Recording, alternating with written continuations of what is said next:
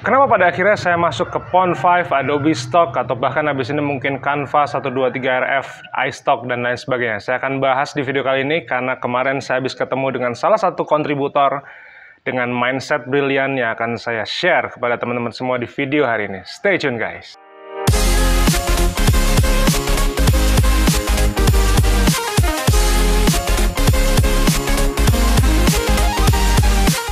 Selamat pagi, Sugeng Enjang, teman-teman semua. Nama saya Bima Aditya. Matur nuwun sudah datang ke channel YouTube saya. Matur nuwun sudah mensupport channel ini hingga saat ini kita sudah tembus 24.000 subscriber. Saya senang sekali, suatu kehormatan teman-teman mau nontonin saya sharing tentang dunia fotografi yang tentu saja ada hubungan tentang bagaimana kita mencari uang secara online. Jadi beberapa hari yang lalu, saya ketemu dengan DM-DM-an, link-linkan segala macam ya, WhatsApp-an segala macam dengan satu kontributor microstock dengan banyak platform. Namanya adalah Rizky Pradata. Ini anak masih muda, jelas lebih muda daripada saya, mungkin selisih bisa 7 sampai 8 tahun, cuman dia punya satu mentality yang bagus, di mana saya belajar banyak dari anak ini. Ke Jakarta kemarin saya ketemu dengan Mas Fajrul. Pada waktu awal tahun saya ketemu dengan Mas Herwin Bahar. Dia adalah microstocker, kontributor Shutterstock dari Makassar yang lama di dunia kriminal. Dia wartawan, sehingga kalau kita mau cari dunia kriminal, police officer, Indonesian officer, ini orang nggak ada lawan.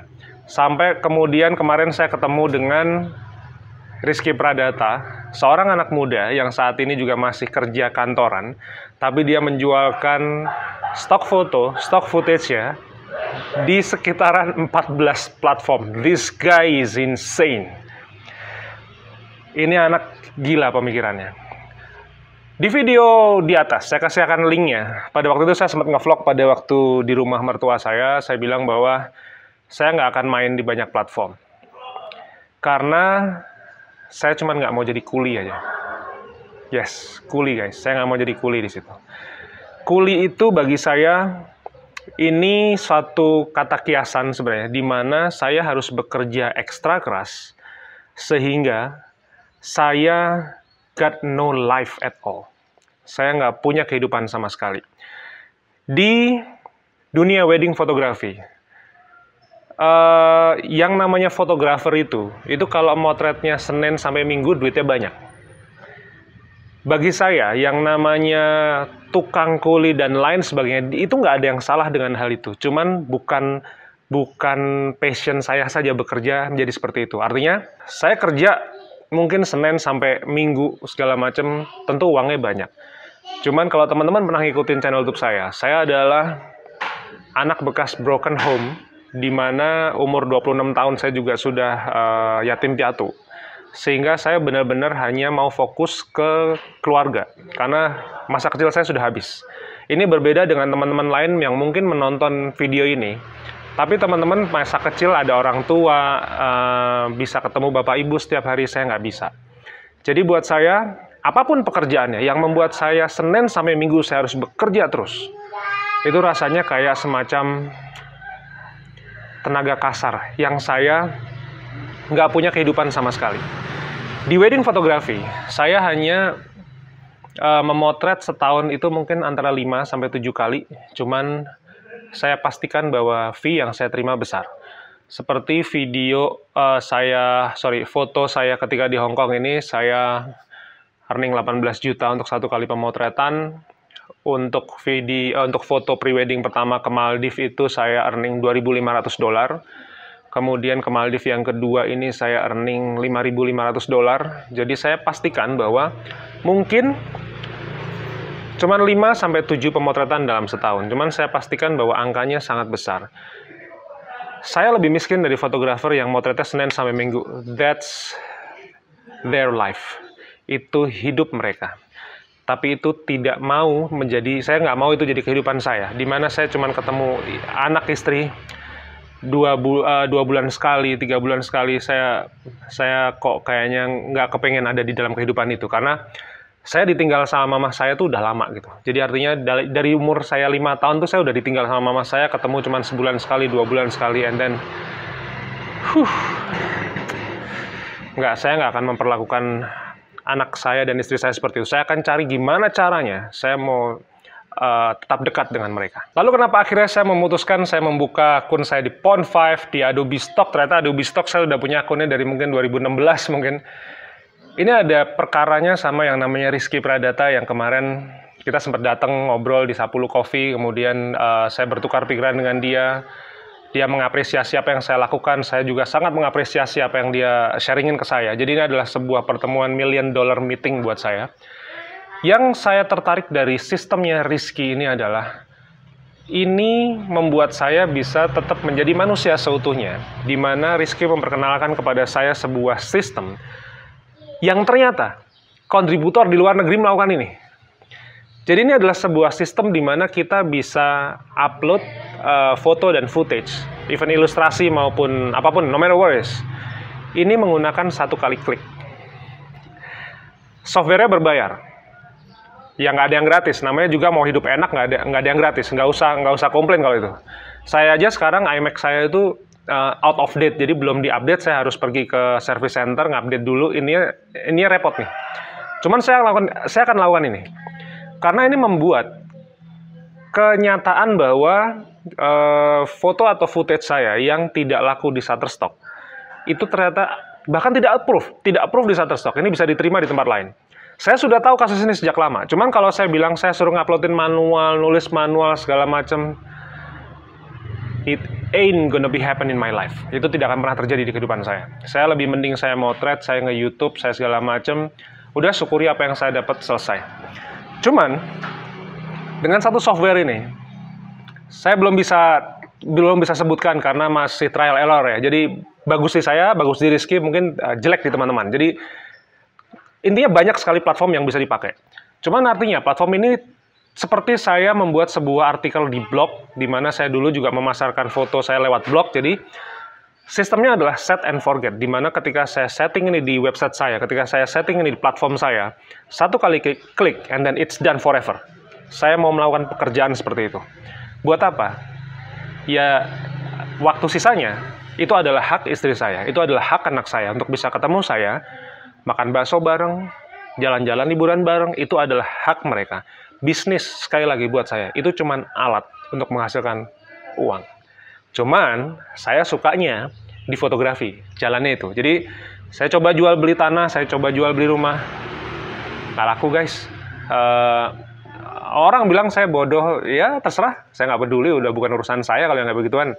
Yang jelas saya sukanya fotografi, dan saya mau menjadikan fotografi menjadi salah satu alat yang saya cintai secara personal untuk menghasilkan uang bagi saya, istri, anak-anak, tim saya, perusahaan saya, dan sebagainya. Ada satu kata kunci yang saya perlu sharingin kepada teman-teman semua dari apa yang dilakukan, apa yang diutarakan sama seorang Rizky. Namanya adalah jalur distribusi.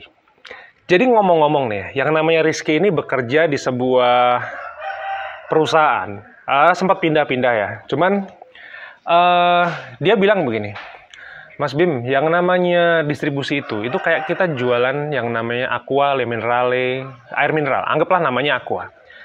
Aqua ini yang saya mau, karena saya kebetulan pegang divisinya pada waktu itu, dia bilang begitu.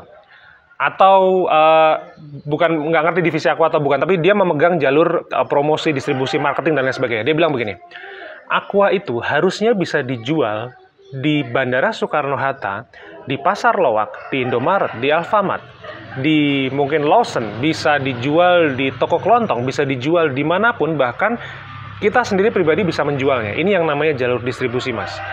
Jadi yang namanya air mineral ini nggak tahu gimana caranya. Ini saya mesti bisa jual sebanyak-banyaknya, sehingga trafficnya banyak.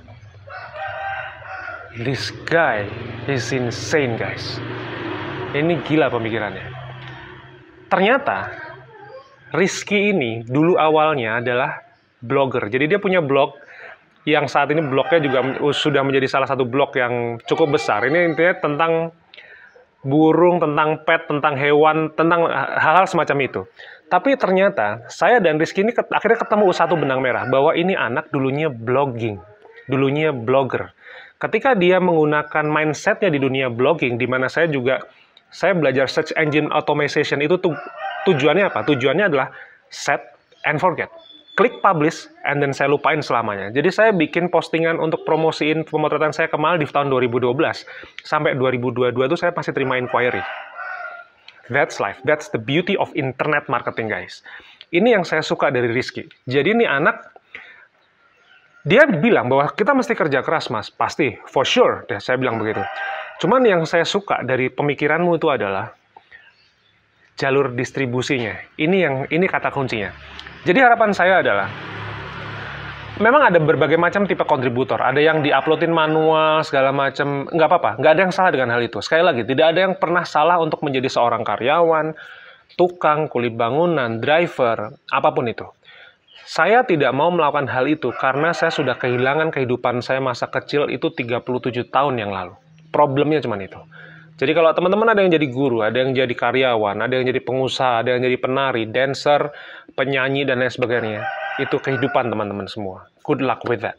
Jadi, saya hanya mau melakukan sebuah kehidupan yang memang saya sukai, saya cintai, di mana salah satu legacy, salah satu warisan terakhir mama saya adalah menyumbangkan, mendonasikan uang 7 juta rupiah terakhir dari total uang 8 juta yang dimiliki mama saya untuk saya belajar internet marketing. Sehingga biaya 7 juta untuk sekolah 2 hari itu hasilnya sampai sekarang. Mama saya masih menikmati hasilnya sampai sekarang. Tentu saya berdoa buat dia, tentu saya memanjatkan doa setiap kali saya sholat untuk dia. Jadi itu warisan yang saya bisa teruskan sama dia. Cuman apa yang dia lakukan pada waktu itu 2010 adalah hasilnya sampai saat ini. Rizky ini dulunya juga blogging, maka dari itu ini anak cerdas. Maka kemarin saya nguploadin foto istri saya makan Indomie di Warmindo, namanya Burjo Cinta. Wah, ini password wifi-nya aja I love you. Ini dia pesan Indomie rebus telur, ada sawinya segala macam. Saya cuma ambil 2 angle, top view sama 45 derajat.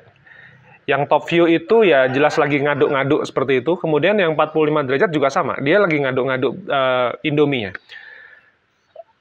Ditolak sama Shutterstock. Diterima sama Pond5. Ada video saya juga yang ditolak sama Adobe Stock. Jadi waktu itu saya membuat sebuah Adobe Stock atau Shutterstock, saya lupa ya nolak ya. Tapi intinya barista saya sedang membuat sebuah asinan dari rambutan. Ini sama, intinya di-stir. Jadi diublek-ublek, dicampurin sama kuah cabenya segala macam. Ini ditolak di satu platform, diterima di satu platform lainnya. Jadi saya bilang sama istri saya tadi pagi, ini kayaknya kita bisa jualan foto sama footage di mana 100% semua konten yang kita bikin ini bisa dijual. Cuman mungkin footage A hanya bisa dijual di Shutterstock, tapi footage A tidak diterima di platform B dan C. Begitu juga yang lain sebagainya.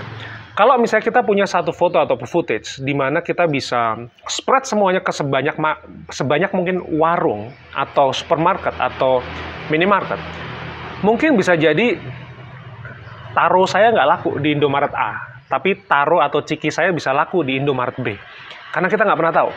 Kita nggak pernah tahu tentang berapa jumlah duit yang akan Tuhan berikan ke kita. Cuman tugas kita adalah tebar jala sebanyak-banyaknya. Jadi satu pemikiran yang menarik. Jadi Rizky, terima kasih sekali. Ini satu insight yang bagus. Cuman saya akan sharingin kepada teman-teman semua di channel YouTube saya. Dan saya yakin ini adalah sebuah amal jariah. Ini adalah sebuah ilmu yang akan membuat Rizky earningnya tambah banyak. Jadi one day, seperti saya kemarin pesan di 10 Coffee, kalau kamu ke Belanda, kamu ke Amsterdam, doors is always open. Jadi nginep rumah saya, kita ngopi lagi, kita hunting bareng lagi di Belanda, kita having fun lagi lewat jalur fotografi. So what's the point, guys? Poinnya adalah dalam beberapa hari ke depan, teman-teman akan bisa melihat playlist baru saya. Kalau kemarin ada berburu dolar di Shutterstock, saya punya 180 video lebih tentang perjalanan saya di Shutterstock. Teman-teman habis ini akan melihat berburu dolar di Pond5, berburu dolar di Adobe Stock, berburu dolar di 123RF misalnya. Saya nggak ngerti nanti ada platform apa lagi. Cuman insya Allah ke depan teman-teman akan melihat semua kegagalan saya, teman-teman juga akan melihat semua kesuksesan saya di platform-platform baru, sehingga teman-teman juga belajarnya akan lebih spesifik. Karena masing-masing platform ini punya satu karakteristik yang berbeda-beda. Saya yakin itu, karena ini namanya perusahaan, dijalankan oleh ya saya enak jidat yang punya perusahaan gitu. Jadi artinya berburu dolar di Shutterstock tentu masih akan saya update, cuman tentu akan menarik ketika saya juga akan sharing tentang Pond5, Adobe Stock, iStock, 123RF, Canva mungkin, atau mungkin Envato, Element, dan lain sebagainya. Ini akan jadi satu perjalanan menarik yang teman-teman bisa pelajari, tapi nanti akan lebih spesifik. Kalau teman-teman mau mulai cuma satu platform, anggaplah Pond5. Mudah-mudahan playlist ini akan bisa membantu teman-teman. Ingat ya, ini tidak hanya menceritakan semua tentang kesuksesan, tapi saya akan dengan senang hati menceritakan kegagalan saya, kesulitan saya, bahkan mungkin nantinya akan banyak vlog yang intinya saya ditolak, saya nggak bisa payout, saya mungkin akan ada kejadian apapun, teman-teman akan lihat semuanya. Jadi ini adalah sebuah dokumentasi perjalanan saya berburu dolar lewat jualan foto dan footage melalui platform digital. Mudah-mudahan video kali ini bermanfaat. Saya punya banyak sekali informasi yang gratis maupun berbayar yang teman-teman bisa ambil. Gratis, silahkan nonton YouTube saya, silahkan subscribe, silahkan kasih komentar. Nanti biasanya kalau misalnya ada yang pertanyaan apa, saya udah pernah bikin videonya, saya tinggal mas atau mbak nonton video ini ya. Karena kalau yang ini belum ditonton nanti kayaknya susah nih mau terima yang lainnya. Begitu juga ada yang berbayar, ada ebook, ada offline, online course, segala macam, cek link di description di bawah. Kita belajar bareng-bareng. Ya santai, dibikin santai aja. Teman-teman mau gratisan silahkan nonton YouTube, teman-teman mau yang lebih komprehensif silahkan cek info di bawah, ada banyak pilihan ebook. Jadi yang penting enjoy, yang penting teman-teman melakukan sesuatu, belajar sesuai dengan kemampuan teman-teman masing-masing. Jangan sampai terlalu overload juga, karena kalau overload jadinya malah nggak action. Bukan itu yang saya mau ya. Yang saya mau adalah walaupun stepnya kecil, tapi teman-teman melakukan apa yang saya sharing di sini. So stay tune. Kita ketemu di video besok pagi. Subscribe. Bye-bye.